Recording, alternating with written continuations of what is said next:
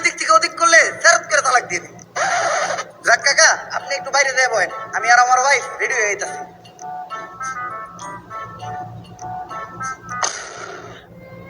তোর কথাই আমি উঠি আর বহি? না জান, আমি তোমার কথাই উঠি আর বহি। তুমি কইলে উঠবো, তুমি কইলে বলবো, তুমি যদি কইয়া পড়বো। আর কি কইছস? তুই আমার তালাক দিবি? তালাক তো তোরে আমি দিবো। না জান, তুমি আমার তালাক দিও না। তুমি যদি আমার তালাক দাও তাহলে আমার বউ ব্যবসা থাকবো না। আর বউ ব্যবসা না থাকলে আমার ভিক্ষা কইরা খাওয়া ছাড়া কোনো উপায় থাকবো না। কারণ এমনিতে আমাকে কাপড় লাগার কোনো মেরুদণ্ড নাই, কোনো কাজ কাম করে খাইতে পারি না, তাই তো বউ ইচ্ছে খাই। আর এমনিতেই ঘরে সব কাম কাজ তো আমি করি। তোমার জন্য খালি ভিডিওটাই করাই, তাই তুমি প্লিজ আমার তালাক দিও না। ভাতিজা, আমি মনে হয় আমার বাইকটা রেখে গেছি। কি করে?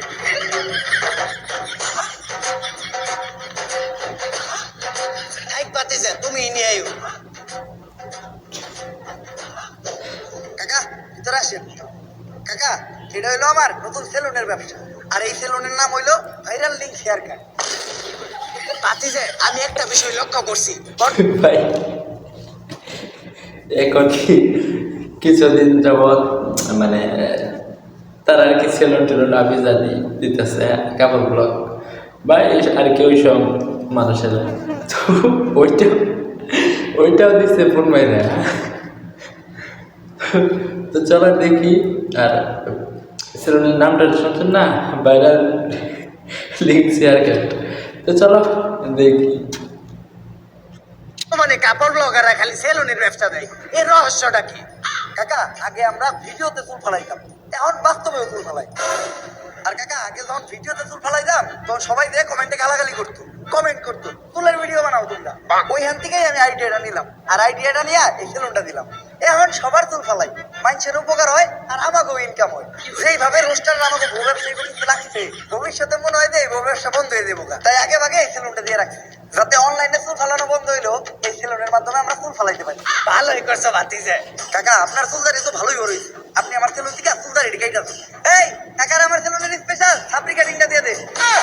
থাক ভাতিজা, আমি তো আর টিকটক করি না, আমার সাপ্লি কাটিং দিতে হইব না। চলো আমরা আগে যাই কথা বলি। ভাতিজা, পানি দেখে একটা বিষয় মনে পড়লো। কিছুদিন আগে তো বাংলাদেশে বন্যা হয়েছিল, বন্যায় দেখলাম তোমরা কাপড় ব্লগাররাও গেছিলা, তো তুমি কত টাকা ত্রাণ দিলে? এই ধরেন কাকা, 1 লাখ। 1 লাখ টাকা ত্রাণ দিছ? আরে কাকা, 1 লাখ টাকা তো আমি ত্রাণ দেই নাই, 1 লাখ টাকা আমাকে মোট খরচ। ওই দিকে তো আমরা গাড়ি নিয়ে গেছি, তেল খরচ সহ 50,000 টাকা ওইদিকে গেছে। তারপর আমরা 5 স্টার হোটেলে থাকছি, 5 স্টার হোটেলে খাইছি, ওইদিকে গেছে আরো 25,000। আমার বউ আবার শপিং কমপ্লেক্স থেকে করছে মার্কেট। এই যে এই গেঞ্জিটা ক্রিস্টাল ডিওরে 10,000 টাকা দিয়ে ওরে কিনা দিছি, তো সব মিলা 1 লাখ টাকা খরচ হয়েছে। তাইলে ভাতিজা, সবই যদি তোমাকে নিজে খরচ হয়ে থাকে, তোমরা বন্যার তো কিছু ডোনেট করো নাই? বন্যার তো কলেজে ডোনেট করছি তো কাকা, আমাকে দুজনে ফেসবুক পেজে 127টা ভিডিও ডোনেট করছি। আর কাকা, ত্রাণ দেওয়াটাই বড় কথা, ভিডিওর মাধ্যমে মানুষের পাশে দাঁড়ানোটাই আসল, যেটা আমরা কাপড় ব্লগাররা খুব ভালোভাবেই করছি। তো দর্শক, আপনারা দেখলেনি কিভাবে তারা বন্যার্তদের পাশে দাঁড়িয়েছিল। এখন আপনারাই ডিসাইড করেন তারা কি আসলেই প্রাণী কি না।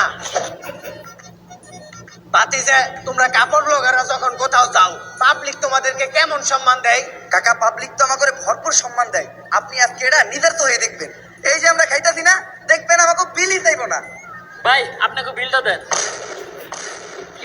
আরে ও মনে হয় এগুলো হয়ে নতুন, তাই আমার চিনে নাই। এই, তোমার সাহস হলো কেমন আমার কাছে বিল চাওয়ার? যাও, তুমি তোমার মালিককে ডাক দাও।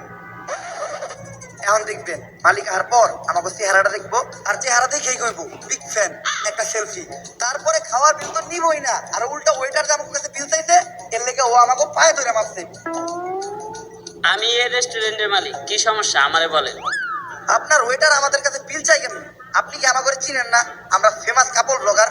হ, তোরে তো চিনি, তুই তো বউ নিয়ে ফেসবুকে উল্টাপাল্টা ভিডিও বানাস। আরে অগরে এই রেস্টুরেন্টে ঢুকতে দিছে কেরা? আমার রেস্টুরেন্টটা অপবিত্র হয়ে গেছে, এখন আমার পরা পানি ছিটিয়া রেস্টুরেন্টটা পবিত্র করতে হইব। বাইর করো করে গাড় ধাক্কা দিয়া, আর বাইর করার আগে বিলটা রাখা দিস।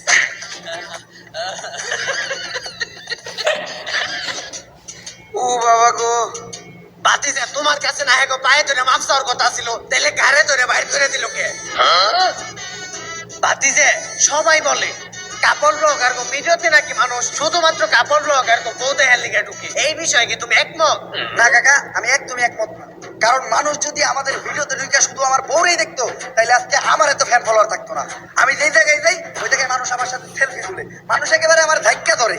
আমার এতগুলা মানুষ চিনে, অতগুলা মানুষ আমার বউরেও চিনে না। ভাবি ভাবি ভাবি ভাবি ভাবি ভাবি একটা সেলফি ভাবি। ভাবি আপনি আর আপনার জামাই মিলে ফেসবুকে নষ্ট ভিডিওগুলো করেন, প্রত্যেকটা ভিডিও দেখি ভাবি। ভাবি একটা সেলফি ভাবি। আরে তোমরা আমার সাথেও ছবি তুলো। তুই কেডা?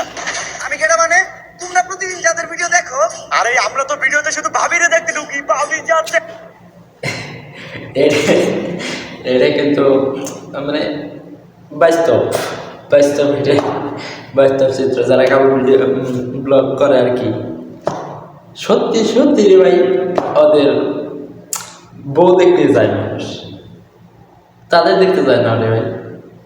আর হ্যাঁ, তোদেরও দেখতে যায় না, তো চল দেখ। শর্ট করে ডিস্টার্ব করিস না। ঠিকই কইছিলে ভাতিজে, তোমাকে ভিডিওতে কেউ তোমাকে বউ দেখার লিগে ঢুকে না। ভাতিজে সারাটা দিনই তোমাদের সাথে কাটাইলাম, আমার শেষ একটা প্রশ্ন, এই প্রশ্নের উত্তর দিলে আমরা সবাই বুঝতে পারবো কাপড় ব্লগাররা এই গ্রহের প্রাণী কি না। আমার প্রশ্নটা হচ্ছে, তোমরা যারা কাপড় ব্লগাররা আছো, শুরুতেই তোমাদের বউকে দেখাও না, কিন্তু পরে সবই দেখিয়ে আলাও, এইটার রহস্যটা কি? আসলে কাকা এটা তো অনেক লং স্টোরি, এটা কইতে গেলে একটু ফ্ল্যাশব্যাকে যাইতে হইব।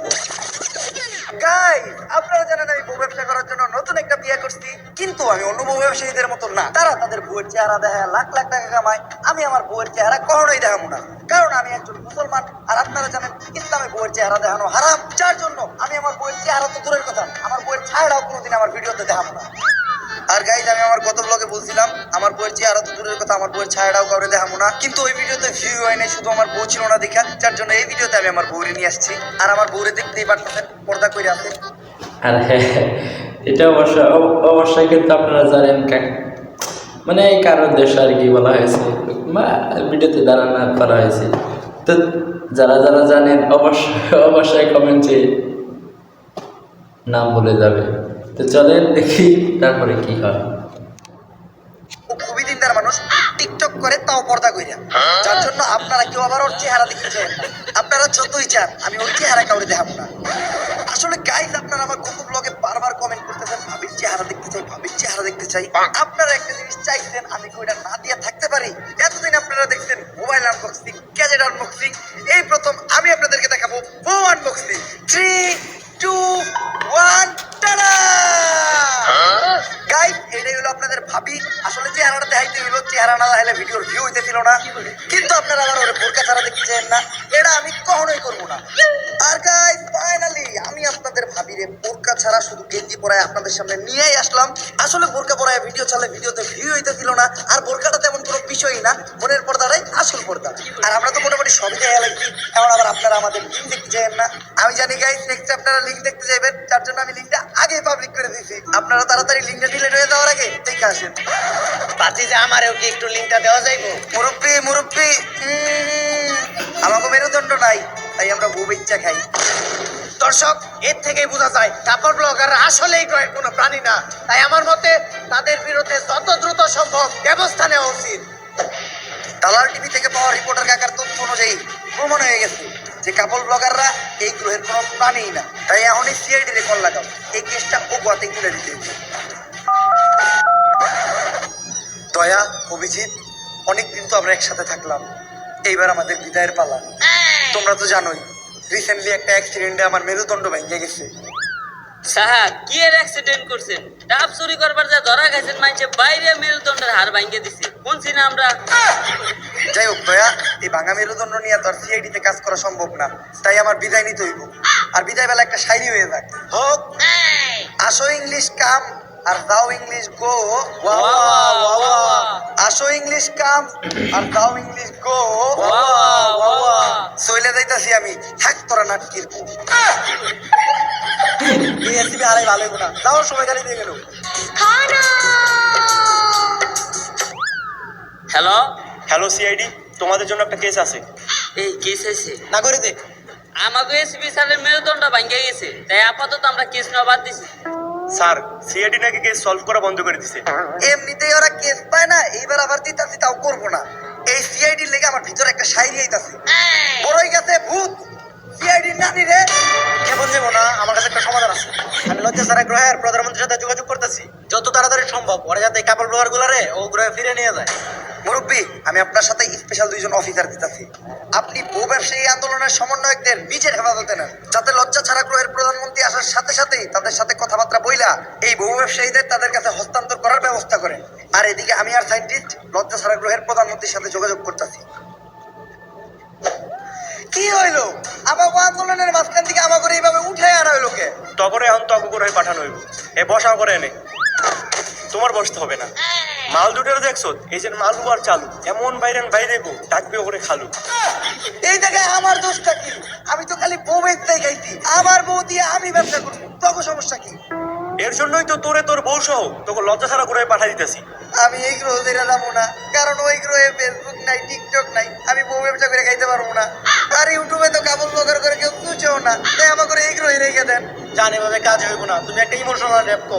ঠিক আছে, আমরা কাপড় ব্লগার, আমগো নাই কোনো লজ্জা শরম, বউ দেখাইয়া আমরা ডলার কামাই গরম গরম। পোলা পান ভিডিওতে কমেন্ট করে অনেক চরম চরম, দেখ খালি কালি লেহে ওরে হালা আর হালি, কি ভিডিও বানা দেখলে মুখ দিয়ে বেড়ে গেলি। ওই আমি কাপড় ব্লগার, আমার নাই কোনো পাট বা ভাব। তোর র্যাপের মায়ের রে বাপ, ওই যে তোকে এলে না পায়ে পড়ছে।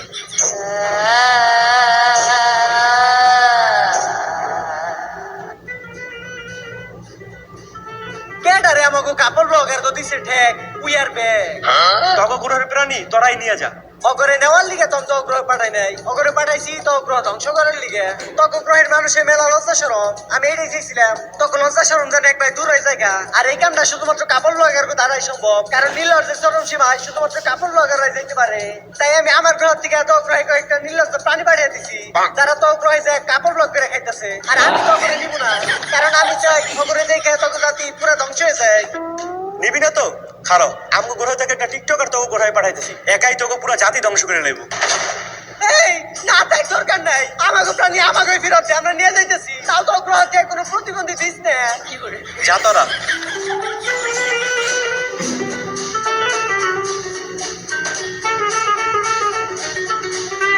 মনে রাখিস, আমি ওকে নিয়ে যাইতেছি, কিন্তু কাপড় ব্লগ একটা ভাইরাস, যে ভাইরাস তো গ্রহে পুরো ছড়ে গেছে, যেটা কোনোদিন শেষ হইব না। অবশেষে আমরা 4 সদস্যের তদন্ত কমিটি বাংলাদেশ থেকে বউ ব্যবসায়ীদের তাড়াইতে সফল হয়েছি। আজ থেকে আমরা স্বাধীন। এখন থেকে আর এই দেশে কাপড় ব্লগের নামে কেউ নষ্টামি করতে পারবে না। এই অসময়ে আবার বল দেয় কেরা? হ্যালো, কি স্যার, বউ ব্যবসায়ীরা নাকি রাস্তা আটকে আবার আন্দোলন শুরু করছে। এইটা কেমনে সম্ভব? বউ ব্যবসায়িক আন্দোলনের মেন সমন্বয়করাই তো আমরা অন্য গ্রহে পাঠাই দিচ্ছি, তাইলে এই আন্দোলনের সমন্বয়ক কেডা? স্যার, কি ব্যাপার দয়া, হঠাৎ তুমি এই জায়গায়? এই জায়গায় তো কোনো দরজা টরজা ভাঙা লাগবে না। আরে স্যার, আমি আপনাকে কইছিলাম না আমাকে এসিবি স্যারের মেরুদণ্ড ভাঙ্গে গেছে।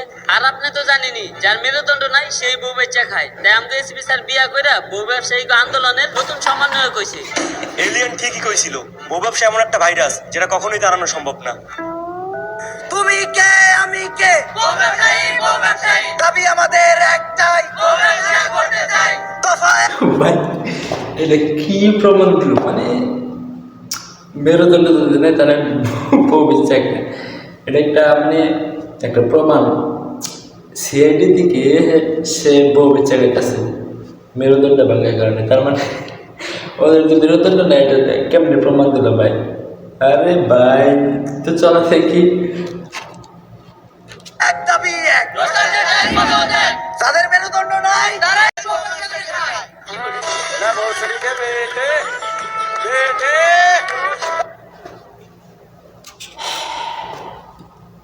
তো বন্ধুরা, কেমন লাগলো ভিডিওটি? অবশ্যই ভালো লেগে থাকলে আমাদের পাশেই থাকবা। ইনশাল্লাহ সবসময় সুন্দর সুন্দর নিত্য নতুন ভিডিও নিয়ে আসার চেষ্টা করব।